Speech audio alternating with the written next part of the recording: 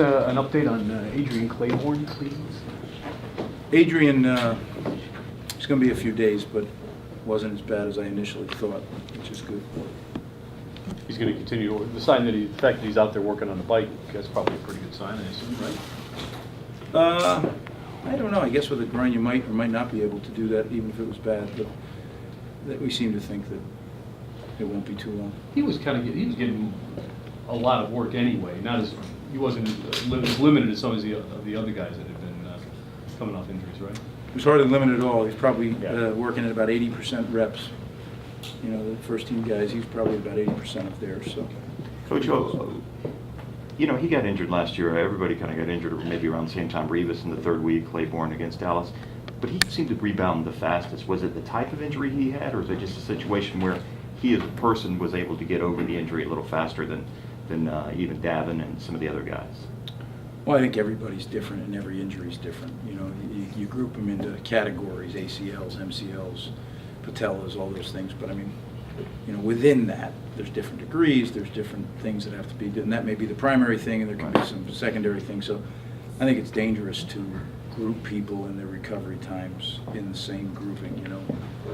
And, you know, certainly there's been, you know, the Adrian Peterson, everybody compares to that. That's not fair, certainly. But then there's even within a closer group.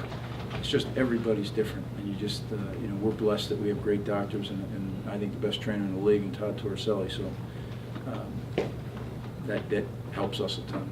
Your impressions of the 2-minute situations today? Mike Lennon had a feeling that they scored 2 touchdowns. Well, when we go live, I hope he's right. But, you know, it was good. We got some good work. Some good situations always come up. You know, if you don't do them, you don't get to live through them, and then you live through them in the game for the first time. And even doing all of them that we do, we'll live through some on Sundays that we haven't come up out here on the practice field. But we're going to keep doing it, you know, because you look at it. You know, I never want to exaggerate, but it's just about half the games come down to either stopping a 2-minute drill or running a 2-minute drill to win, and we make sure we're prepared. What was it? Increases the energy level. Guys very competitive, obviously, but when they're in that game situation, does that kind of heighten things? Yeah, because they're competitors, and we do it at the end on purpose, right? Because that's when it's going to happen in the game. When you're exhausted, tired, who can fight through the mental part of it and the physical part of it and go out and perform. You talk about situations. What was it you were doing before? I think a little before 2 minutes. There was. I wasn't sure what the situation was. Maybe with playing with a lead or something. Am I wrong? We were just playing. Okay. Yeah, put the ball on the 25-yard line and go play first, second, third. Okay. And if you make a first down, you keep going. Okay. And you get stopped, you're off. Just, you know, as we go now, like we got a preseason game a week from today, right? Mm-hmm. All right. Yeah. So already, you know, we want to start playing more. So we'll do a lot more of that with coaches off the field. Right. Just to get prepared, you know, and not so much the older guys, but some of the younger kids need it for sure. You know, you don't have your position coach telling you move out, move in, you know, all that stuff. Greg, defensively, you've got obviously a lot of new faces. Are you anxious to see how these guys fit into your system and whatever tweaks you may make scheme-wise, and to see how they play all together? Yes, you know, but I'm not sure we'll see that till opening day with everybody. So we may or we may not. So I may have to wait a little bit, but the glimpses I get, I like the way it's coming together, chemistry-wise as well as execution. Greg, as you did your evaluation of Keem Specs prior to the draft, and now that you've seen him for a little bit out here, do you get the feeling he's going to give you a little bit more pass rush element than what you got out of Roy Miller? I don't want to compare him to Roy Miller because Roy's not with us, but I do want to compare him to the evaluation I gave him out of college. He definitely is a better pass rusher than I thought he was off of tape, so that's good. He's not seasoned by any means. You know, he's got to really work to get the technique down, but he's got some first step quickness that I didn't see, you know, on his college tape. What else has he got that you didn't necessarily see on his college tape? Well, I think that quickness and maybe it's, you know, he's been with these guys now, with Randy and with Brian Cox now for, you know, 7-week rookie program and then this training camp, so, you know, he's improved too. Because there were some stance things that were a little out of whack that he's improved on, and I think, you know, not that what he was doing was wrong. That's what they wanted him to do at Illinois. We wanted to do something different. Yeah. So, and by tweaking a few things, he's performed better.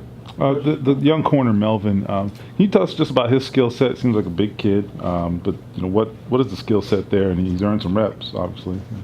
He's a good player. Mm-hmm. Yep, he's got physical tools. He works very hard at his preparation mentally. He's got a good temperament. Mm-hmm.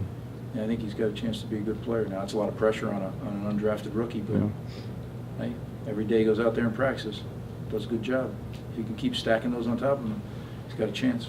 Greg, did you think Mark Aaron at any point last year hit a rookie wall? And if so, how did you see him come through at the rookie end? I think he did. Yeah, I think you could see where he hit it a little bit. I think he came busting through it. I do. I think he made some plays at the beginning of the year, and he made some plays at the end of the year. And the Atlanta game-winning play was a big play for us, for him. So, and I think he kind of took that and ran with it. And he's a guy who's not a rookie anymore. You can see just the way he carries himself, the way he prepares, practices. He and Deshaun are going to be a good 1-2 punch back there. Some would say, and have said to me anyway, that those two guys are too similar. That they're both sort of in the box, more run play, over ranging type safeties. I mean, do they have enough variance in their skill sets, or are you fine with that? No, I think they're both really good safeties. They can play the run, they can play the pass. I like the combination. Yeah. Right. Mark Dominic said that you guys have stuck to the Darrelle Revis plan since April, and you haven't deviated yet. He also said that he's ahead of schedule. So yesterday he goes through the passing tree. Give us an update today and 1 week from now when you said you had preseason game 1. Well, he did the passing tree again today, and we'll see how he feels tomorrow. Now stacking 2 days in a row, and I can't remember. My days are running together now, but he's got a day off coming. I don't know if it coincides with the rest of the teams or if it's a different day off, but he's doing a good job. And I think it's clear, logical steps, right? You do all your footwork drills on air. Meanwhile, you're getting the mental part of the walkthroughs. Then you step it up a notch and go against a receiver without a ball, without an end result, which could make you do something that you're not. As soon as he does this for a little bit, then you step him up against the receiver. And with a quarterback and a play and a result, and then you get him into teamwork, and then you get him into thud teamwork where he's hitting somebody, because that's the thing, right? When you press and you torque, your hands are on a guy and your legs are twisting. That's different than just running footwork drills or just covering a guy on air, shadowing the guy. So I think there's steps, and we just got to keep taking those steps. And that's why when people say, "Will he play in the preseason? Won't he?" How do you know? Because any one of these thresholds could. I'm hoping not, and we don't expect it to, but could push back on you, and then you just got to slow down. We're not going to rush you. What's been your impressions of Mike Lennon today? He looked pretty sharp out there. I mean, it seemed like his decision-making was on. Yeah, I think Mike's been sharp all camp. I think he's grasping the offense. He's got some good guys that he's working with, not only with Mike Sullivan and John McNulty, but the rest of the quarterbacks are really ball guys. Dan Orlovsky, obviously Josh our starter, but Dan Orlovsky and Weber are just football guys. So that room is a strong room, and he's learning from some good people. What's Mike James done to kind of solidify some of those things that you told us about, in the offseason, what you saw in the draft before the draft? Like we talked about, he's a guy that can keep you out of a negative play. He's got good jump cut, one cut quickness. I don't think he's going to, outrun the entire defense. That's not his game. But he can make a guy miss in a small area and turn a negative play into a +1 or 2, which doesn't sound real sexy, but that keeps you out of trouble. Mm-hmm. But he, when it is blocked up for 4, he's going to get more than it's blocked up for because he can make somebody miss at the point of attack.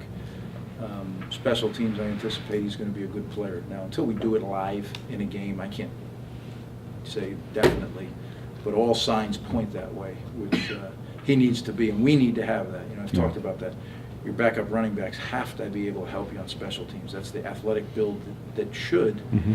And at times we didn't have that last year, which really hurt your 46-man roster, put too much of a burden on other guys. Greg, anything new on Luke Stocker, his availability? It's going a little slower than we initially thought. Calves are a weird thing, because you don't take a step without using it.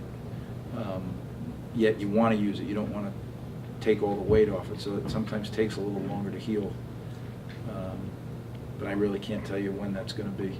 Yeah, I mean, I don't think it's going to be weeks, but I don't know if it's going to be days either. Thanks, guys. Good.